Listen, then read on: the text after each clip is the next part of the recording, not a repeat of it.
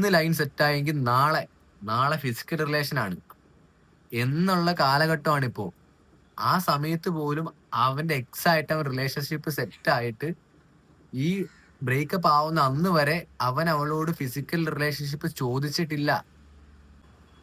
Hello boys, ഞാനിപ്പോ ഒരു important കാര്യം പറയാനാണ് ഈ വീഡിയോ ചെയ്യണത്.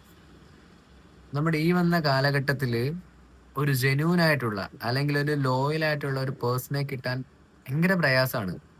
സോ ഈ കാലഘട്ടത്തിൽ അങ്ങനെ ഒരു പേഴ്സണെ കിട്ടിക്കഴിഞ്ഞാൽ ആളുടെ ലക്കായിരിക്കും അത്. ഞാൻ ഇന്നലെ എൻ്റെ ഒരു ഫ്രണ്ടിന് മെസ്സേജ് അയച്ചു.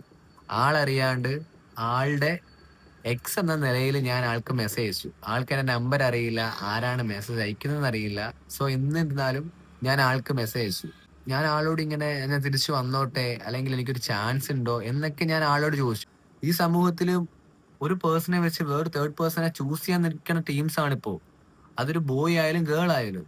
എന്താണെന്ന് പറഞ്ഞാല് അവനൊരു 5 വർഷം റിലേഷൻ ഉണ്ട്. അപ്പൊ ആ ആളിന്റെ അടുത്തുനിന്ന് കിട്ടാവുന്നത് മാത്രം എനിക്ക് കിട്ടിയാൽ മതി. ഞാൻ എന്തിനു വേറൊരാളെ ചൂസ് ചെയ്യണം? എനിക്ക് നീയായിട്ട് വൺ ടൈം എനിക്കൊരു ഫിസിക്കൽ അറ്റാച്ച് എനിക്ക് വേണം എന്ന് ഞാൻ അവനോട് പറഞ്ഞു. അവൻ പറഞ്ഞു ഒരിക്കലും നടക്കൂല, എനിക്കൊരു പെണ്ണുണ്ട്, ഞാൻ ആളെ മറന്നുകൊണ്ട് ഒരു കാര്യം ചെയ്യൂല.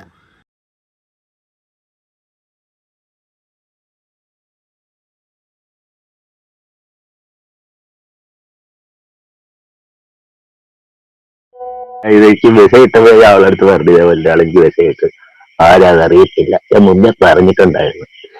ഓഹ് ഇപ്പം നമുക്ക് പറ്റത്തില്ല വെച്ചാൽ അങ്ങനെ വേറൊരാളെ കിട്ടും പറ്റത്തില്ല. ഇതുമായിട്ട് തന്നെ ഇപ്പൊ 5 വർഷമായി. ഈ 5 വർഷത്തിൽ ഒരു കുഴപ്പമില്ലാതെ മുന്നോട്ട് പോയിക്കൊണ്ടിരിക്കുന്നത്. ഇങ്ങനെ എന്റെ പോണം എന്നാണ് എന്റെ ആഗ്രഹം. അങ്ങനെ പോകും, വലിയ കുഴപ്പമൊന്നുമില്ല. ഇപ്പൊ ജോലി കഴിഞ്ഞ് വന്നുള്ളൂ, അത്രയായപ്പോഴാ വന്നേ. ഞാൻ കൊച്ചിനോട് പറയാണ്, എന്തിരുന്നാലും എത്ര വഴക്കുണ്ടായി എത്ര അടി ഉണ്ടായാലും ശരി അവനെ കൈവിട്ട് കളയാൻ പാടില്ല.